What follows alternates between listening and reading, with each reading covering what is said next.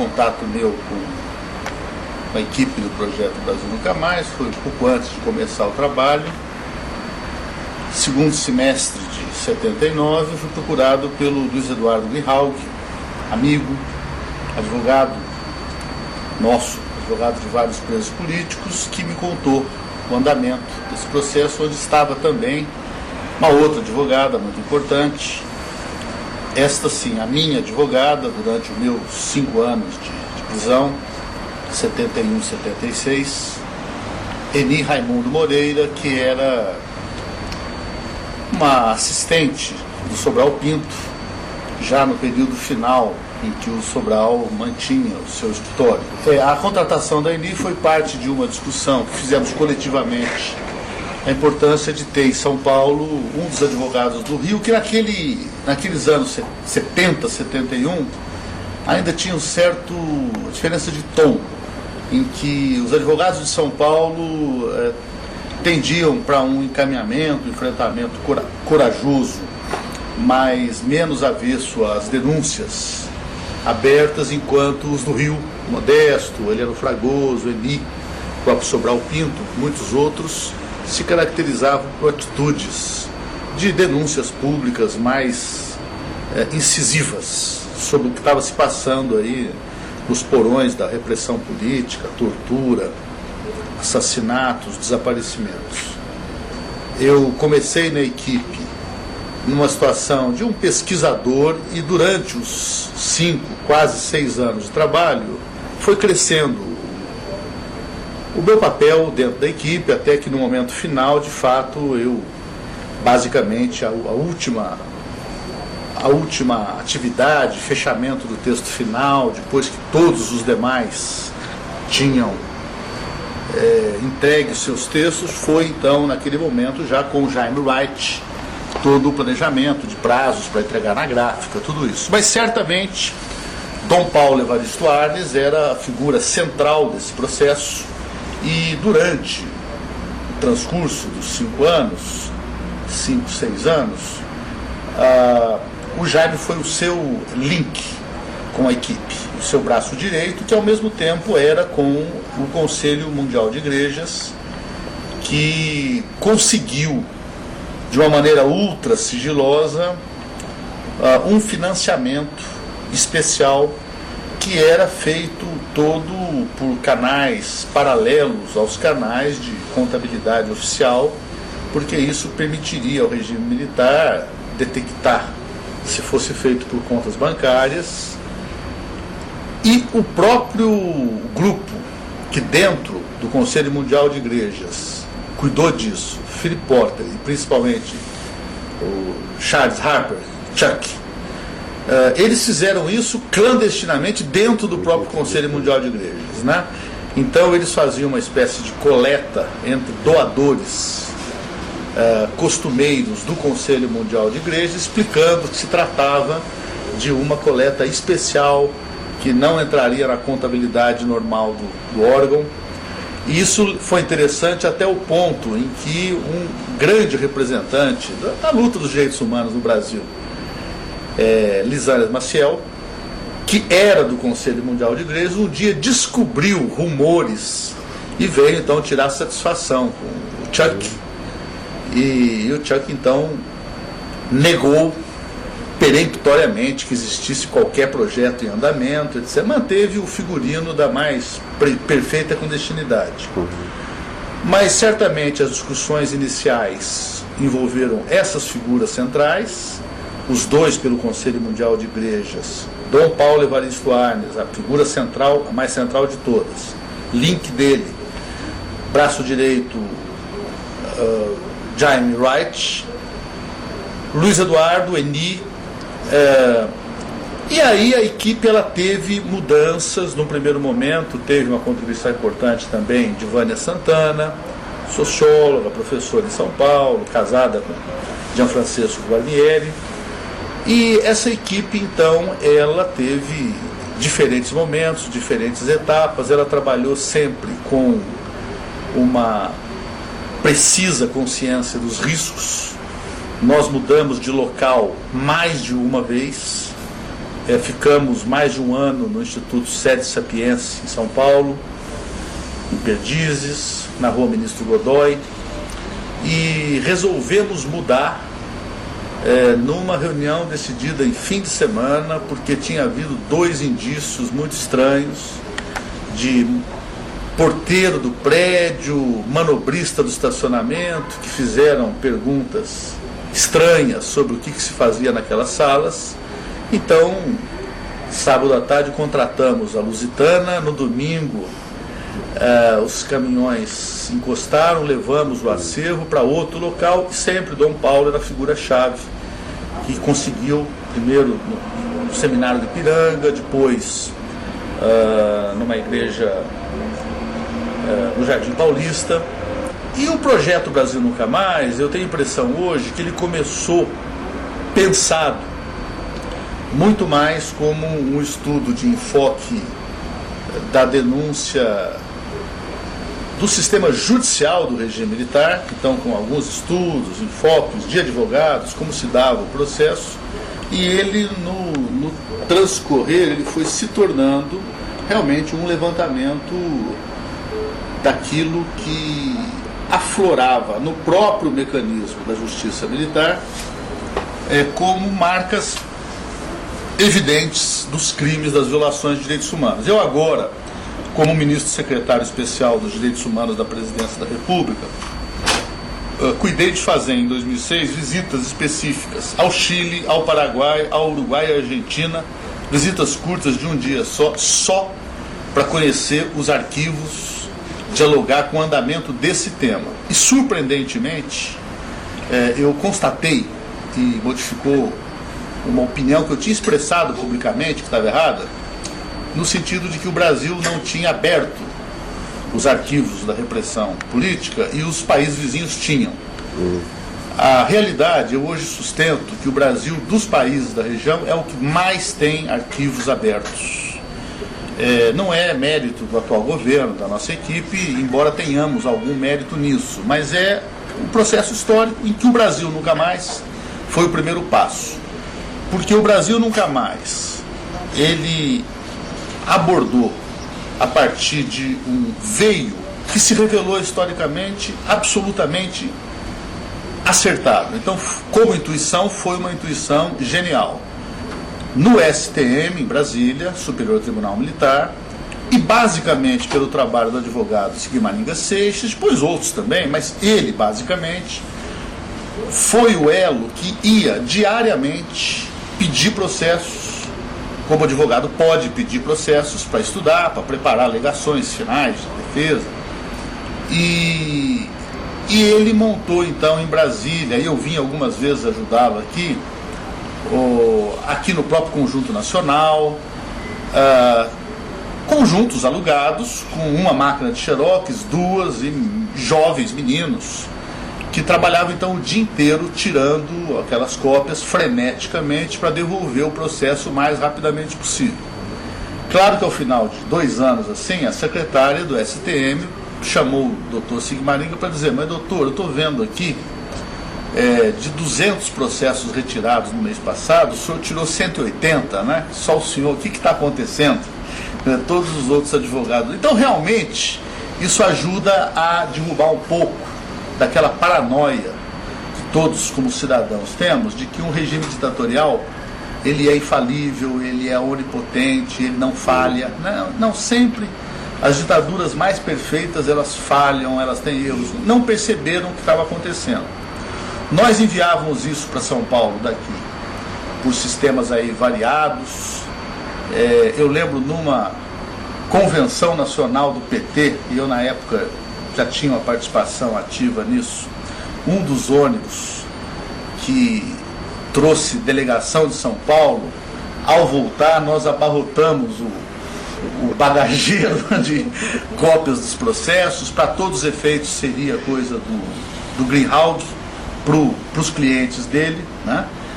Para economizar também os custos de postagem, que eram muito altos, porque o material é muito pesado. Os meninos que xerocavam, eles também começavam a ler o material, e como na velha tradição, em que os operários gráficos eram os melhores militantes, porque produziam material, ficavam lendo, né? De novo se repetia, os meninos se politizavam, começavam a fazer questionamentos que criavam problemas para a segurança, então tínhamos de substituir exatamente os melhores, aqueles que, sim, por razões de segurança.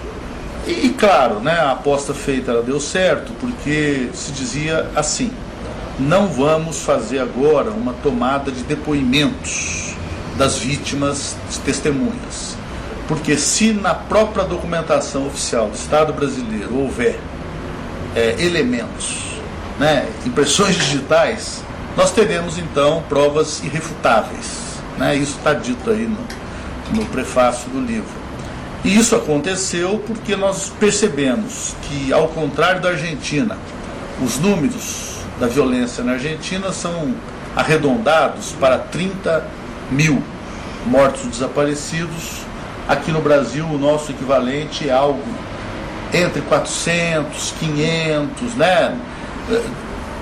Do que se tem registrado, e numa visão também que não estamos incluindo todos os trabalhadores rurais mortos em conflitos no campo, não é mas no envolvimento mais direto com a motivação política, seja no 64, seja nas passeatas de 68, seja nos anos de chumbo todos. Então, com toda essa desproporção numérica, na Argentina praticamente não há processos, né? É uma chacina com essa escala. E no Brasil, talvez por uma tradição legalista, né, ibero-lusitana, que as Forças Armadas incorporaram a ideia de precisamos de fazer o processo, criar uma legalidade, né, criar uma nova lei de segurança nacional, todas absolutamente inconstitucionais, mas, digamos, um legalismo que permite, né, ao Brasil nunca mais se tornar o pontapé inicial, a primeira peça estrutural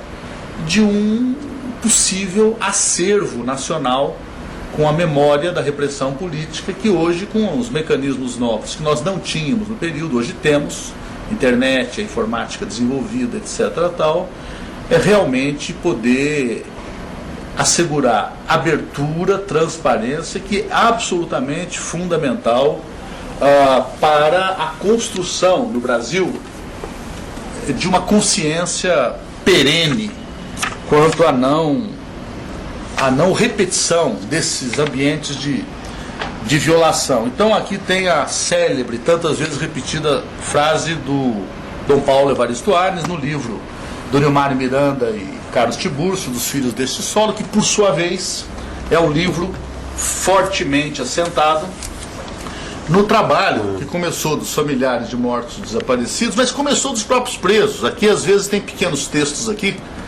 sobre companheiros mortos que eu lembro que eu escrevi em 71, em 72, quando começávamos ali na cadeia a coletar. Bom, como é que foi o Luiz Palhano, que eu vi preso? Como é que foi Carlos Nicolau Daniele, que a Melinha viu preso, né? Como foi o Luiz Eduardo da Rocha Merlino, que eu vi preso. Então, essa memória que ia sendo passada para fora das prisões. Esse dossiê cresceu ao longo dos anos, ele teve 2 publicações oficiais, uma em Pernambuco, outra no estado de São Paulo. Já os governos estaduais do MDB, né, o ciclo MDB, PMDB, depois o trabalho do Nilmário, que ainda não era o ministro dos Direitos Humanos, mas como deputado, presidente da comissão, e o Carlos Tiburcio, também ex-preso político, como Nilmário, e hoje assessor presidencial. Eles se apoiaram muito no trabalho do dossiê, desenvolveram, e hoje nós temos que fazer agora uma complementação, interligando em rede, de maneira que se possa acessar, mas obedecendo toda a legalidade brasileira a respeito da defesa da privacidade, etc. Tal. Eu sempre conto, né, ainda ontem eu procurei no Brasil Nunca Mais para lembrar a passagem, né, um caso importante, e eu até na minha memória imaginava que tivesse maior no texto, não está só num pé de página. A referência é a Miriam Leitão. Miriam Leitão, essa jornalista nacionalmente conhecida, ela foi presa política, foi torturada, e nós tivemos um dilema que eu discuti diretamente com Dom Paulo, com Jaime Wright, se nós manteríamos o nome inteiro das pessoas ou os iniciais. Do ponto de vista da legalidade, nós sabíamos que era melhor só as iniciais, porque expor os nomes, às vezes violências sexuais, às vezes aborto, na tortura, submeteria as pessoas a uma invasão de privacidade hoje, que a pessoa pode perfeitamente ter o direito de não querer que o seu nome seja publicamente lembrado. Ou então, no conflito político tradicional, nós temos, por exemplo, um jornalista como Cláudio Humberto, que é especializado no seu blog, etc., em ficar veiculando pequenas fofocas, insinuações, às vezes algumas calúnias e ignomínias. Então, de repente, assim como Bolsonaro, volta e meia, fazia acusações absolutamente injustas a respeito de José Genuíno, numa sessão de CPI chegou a trazer para dentro do ambiente um torturador do Genuíno, um senhor já velhinho, de mais de 80 anos, para criar esse constrangimento.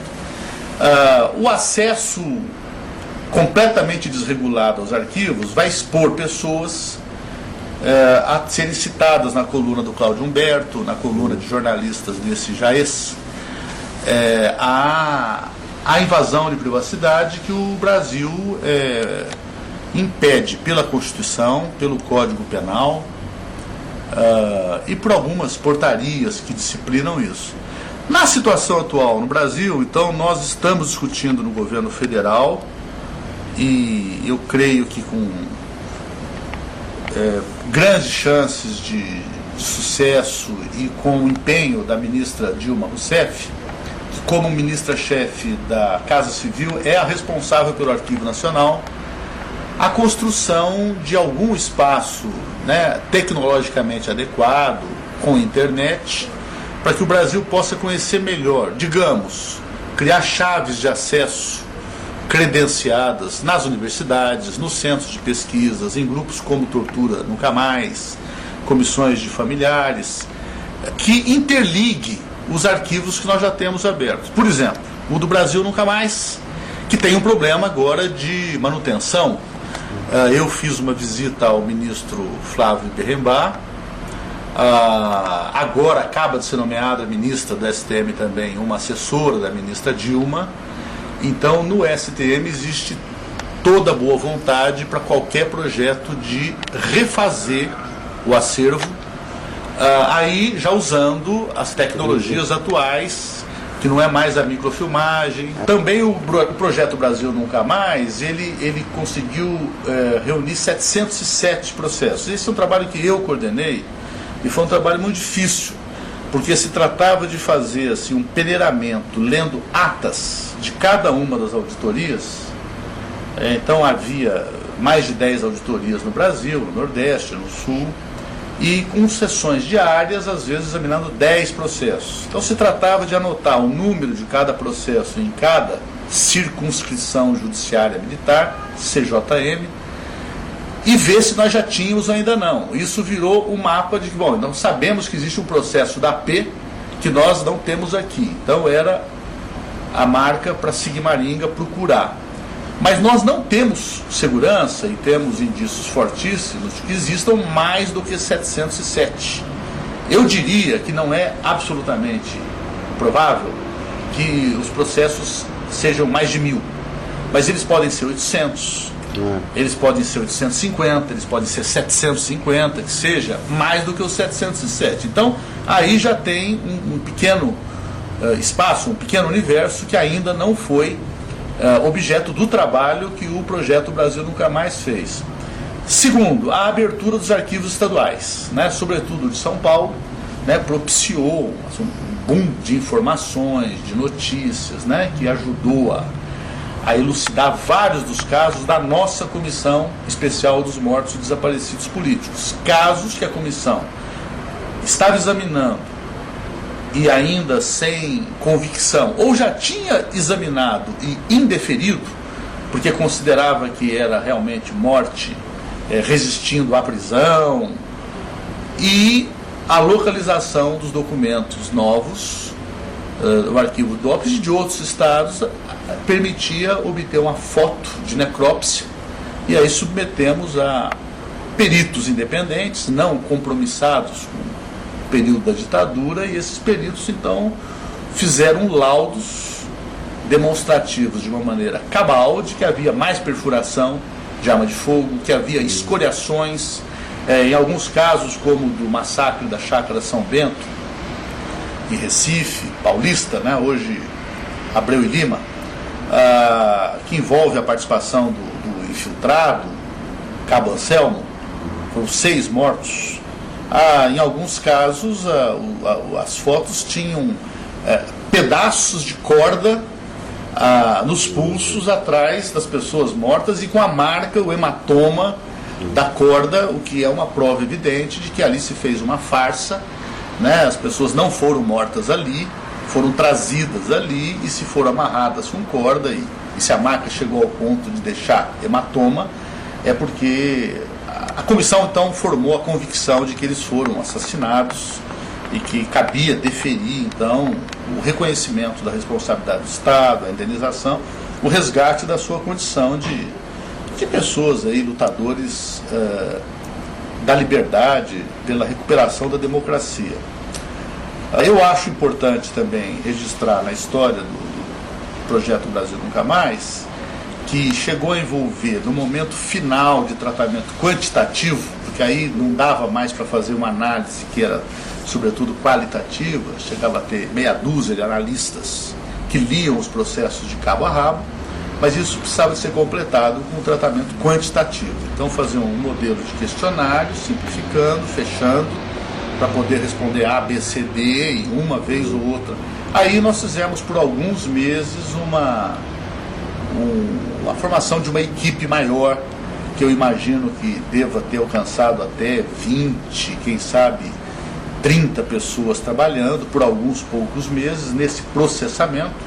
Quero registrar também, nesse período, que é um período em que a informática não estava nascendo, mas ela no Brasil ainda estava longe do apogeu, do Cândido. O Cândido, ele era cadeirante, ele foi presidente do DCE da Universidade Federal de Pernambuco e foi metralhado num ponto de ônibus, levou um tiro na coluna vertebral e ficou então paraplégico e especialista em informática, coordenou o serviço de informática do Hospital das Clínicas. Então, conhecendo como conhecíamos, fomos lá, então ele veio trabalhar na equipe por alguns meses e foi ele que montou o nosso tratamento de informática. E o Cândido morreu recentemente. Tinha processos vinculados à militância no PCBR de Pernambuco, e o caso dele é um caso sempre lembrado junto com o caso do Padre Henrique. O Padre Henrique era um coordenador de pastoral, assessor de Dom Helder Câmara, que foi também barbaramente torturado, e o corpo foi encontrado castrado, e a autoria desse assassinato ficou atribuída assim, genericamente ao CCC, Comando de Caça aos Comunistas, mas sabe-se, e houve processo para investigar isso, que os principais elementos do DOPS de Pernambuco, do aparelho de repressão de Pernambuco ali, em 1968, 69, estiveram envolvidos nesses casos.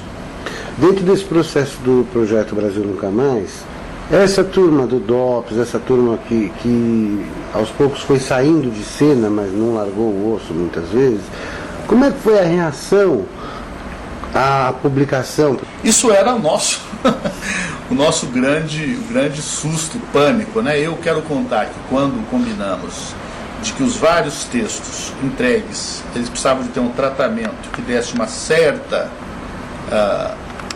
homogeneização editorial, o famoso copydesk, eu fiquei com essa tarefa e eu fui lá para a minha cidade natal, São Joaquim da Barra, na fazenda da minha irmã, e me tranquei durante 10 dias lá no escritório da fazenda e ficava digitando numa máquina de escrever IBM, E dali foi para o Jaime, que entregou na gráfica, e claro, a primeira coisa foi a gente aguardar o momento de lançamento e nos dias de lançamento, cuidados extras de segurança, O momento foi muito favorável, porque esse período final, teve um episódio importantíssimo da história do Brasil que eu acompanhei pouco.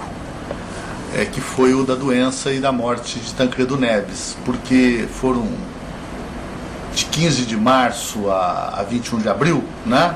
O período em que a gente estava fazendo essa última revisão maluca de vírgula, de não sei o quê, né? Que nós estamos fazendo agora aqui com o nosso livro da memória dos 11 anos da Comissão Especial.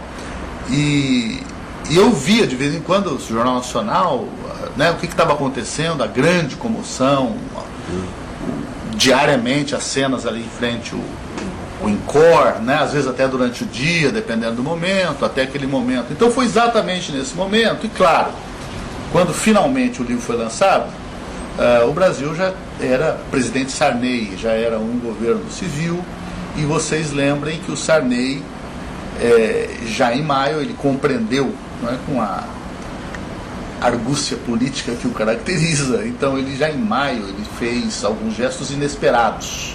Eu pergunto se o Tancredo Neves faria igual, né? Ele recebeu o PCdoB e o PCB, ordenou o encaminhamento de uma emenda constitucional para legalizar os dois partidos, né? Começou a fazer a discussão sobre Congresso Constituinte e encaminhou uma alteração dos elementos restritivos da anistia de 79, né? Então eu imagino que figuras como Ustra, como os principais assessores do Ustra, que eram o capitão Dalmo Luiz Cirilo, Davi dos Santos Araújo, João José Vettorato, o Pedro Mira Grancieri, né, que é um dos assassinos de Vladimir Herzog, esse foi capa da Isto É, que já morreu, Dalmo também parece que já morreu, ou Benoni de Arruda Albernaz, Maurício Lopes Lima, a geração anterior à gestão do Ustra no Darcov de São Paulo. E isso que vale para o Ustra, vale para o Darcov do Rio, vale para Porto Alegre, para o PIC de Brasília, para o Nordeste, né? Eles evidentemente já não tinham a mesma estrutura funcional que nós sabemos.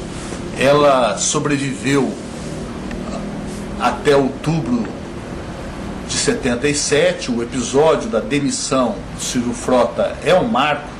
Ele começou em janeiro de 76, a morte de Manuel Fel Filho e a decisão de demitir o comandante do 2º Exército, Ednardo Dávila Mello. Aí, um ano e meio que termina essa queda de braço e a repressão segue ainda, né, com desaparecimentos, etc. Mas em 77, a queda de Silvio Frota representa a desestabilização do aparato núcleo duro. 78 ainda teve torturas, né, o caso do Cajá, lá em Pernambuco, muito denunciado pelo próprio Dom Helder. E de 79, de fato, é um ano marco em que deixa de haver tortura aos presos políticos, militantes e tal, e ela segue até hoje, infelizmente, como prática rotineira que nós estamos combatendo há vários anos no Estado brasileiro. Nós temos um programa de combate à tortura que estamos articulando com todos os estados. E a grande verdade é que o momento em que o livro acaba saindo já é um momento de inesperada para quem em 79 começou o trabalho no final do ano, João Batista Figueiredo, de que o país naqueles 6 anos ele realmente permitisse, como permitiu, uma absorção tranquila. Para dizer a verdade, eu lembro assim vou falar isso com muito cuidado, mas de um nariz torcido do editor da Veja chamado Hélio Gaspari. Hoje eu sei que no fundo é porque ele tinha os arquivos lá do Golbery, então um pouco os sonhos de autoria, né? Hoje virou aí uma grande referência, com os 3 volumes que ele tem, né? 3. Sobre a ditadura, e é evidentemente um especialista tão importante na história desse período que eu, quando assumi aqui, foi uma das pessoas que eu procurei para pedir algum aconselhamento, pistas, ideias sobre o que fazer na minha gestão, sobretudo envolvendo Araguaia, a busca dos restos mortais dos mortos desaparecidos políticos, né? E a tendência do aparelho repressor foi a tendência de recuar, né? Quieto, confissão de culpa, nos pegaram, né? A rearticulação deles é muito posterior. Ternuma, né, que por sua vez é uma resposta ao Tortura Nunca Mais, né, uma paráfrase do nome, né? E aí, agora, essa ofensiva aí do Ustra, que conseguiu o episódio recente do evento grande no Rio, com 2 ex-chefes do Exército, do período Fernando Henrique, inclusive, o Zoroastro e o Barma Denis, né? Então, nesse sentido, eu fiquei muito feliz, porque o Brasil Nunca Mais, eu senti que ele teve alguma coisa que era um dos grandes objetivos nossos, né? Quer dizer, a leitura vai mostrar que ele nunca é feito em nenhum momento por qualquer critério de incitar revanche, punição. Quer dizer, os autores do trabalho têm opinião sobre a necessidade de justiça, de punição, mas o projeto não estava envolvendo isso, era um projeto do Brasil se conhecer melhor. A frase que o Nilmário usa no livro é Dom Paulo Evaristo Arnes: os povos que não podem ou não querem confrontar-se com seu passado histórico estão condenados a repeti-lo. Se trata de construir no Brasil um entendimento constitucional, legal, de cidadania, uma democracia onde nunca mais haja lugar para isso. Eu me pergunto se as Forças Armadas, nas suas academias, estruturas de formação, elas já chegaram, e eu temo que ainda não, a um ponto em que elas inevitavelmente têm de chegar, que é o momento em que elas sejam capazes de dizer que a intervenção militar de 31 de março de 64, 1º de abril, é condenável, é inaceitável, e que as Forças Armadas precisam de entender isso, no sentido de que, qualquer que fosse o perigo alegado, cair nos braços do comunismo, a república sindicalista comuno-soviética, etc., não importa. Devia-se combater esse risco pelo caminho das urnas, dos partidos, do parlamento, da Constituição. Enquanto as Forças Armadas não disserem claramente isso, não entenderem, reconhecerem, sempre haverá a dificuldade que nós temos hoje, que é, ao conversar com alguém das Forças Armadas sobre a necessidade de novas diligências no Araguaia, fizemos diligências no Araguaia em 2006, sempre vem o argumento: por que reabrir esse passado? Por que mexer nessa ferida de novo? E a resposta de Michelle Bachelet também, muito autorizada, porque vítima direta da tortura no Chile, ela pessoalmente, a mãe, o pai que morreu, foi morto pela ditadura de Pinochet. Ela é médica e tem uma frase sintética, brilhante, que é: só as feridas lavadas podem cicatrizar. Quando em ferida você deixa poeira, terra, sujeira, ela não cicatriza, ela inflama, né? Então, a ideia de cicatrização, virar a página, só será possível quando ficar claro que o Estado Democrático Brasileiro, Estado Democrático de Direito no Brasil, incorporando as Forças Armadas, Forças Armadas modificadas, Forças Armadas que já não são formadas por torturadores, algozes, são pessoas que hoje estão trabalhando todos os temas do combate à desigualdade, ajudando os programas de enfrentamento e erradicação da extrema pobreza, construindo estradas no Nordeste, né? Mas que elas sejam capazes de completar esse processo e entender que, não obstante o clima da Guerra Fria, o que houvesse no mundo do final da guerra até 1989, tudo o que aconteceu no Brasil teve um elemento central na ruptura da legalidade constitucional democrática, e que o legislador estabeleceu que a data piso não é 31 de março, é 2 de setembro de 61, data em que as Forças Armadas impediram a posse do vice-presidente constitucional. Então, a partir daquele momento, se introduziu uma instabilidade constitucional, e aí a teoria do direito internacional, a teologia justificam o direito de... John Locke justifica o direito de rebelião contra ditaduras, contra sistemas tirânicos. E claro que eles vão responder que não, que era uma ditadura branda, bem comportada, que só se radicalizou porque houve resistência. Mas, ora, a resistência era o exercício do direito de luta pela liberdade. né? E no caso, 65, 66, 7 são anos de brutal repressão às artes, né? O problema de censura começa a se implantar, perseguições, etc. Tal. E o que eu dizia é que nós notamos que o Brasil Nunca Mais ele teve uma boa penetração no currículo escolar, né? Quer dizer, então começar a ver que às vezes tinha notícia de que no ginásio tal, né, a professora está trabalhando com o Brasil Nunca Mais. Às vezes na rua via alguém, né, e perguntava o que era. Não, é um trabalho escolar que eu estou fazendo. E tudo isso que você me disse, de pessoas do Piauí que vieram no arquivo Edgar Leinroth da Unicamp, onde está depositado o acervo do Brasil Nunca Mais, para fazer pesquisas, etc.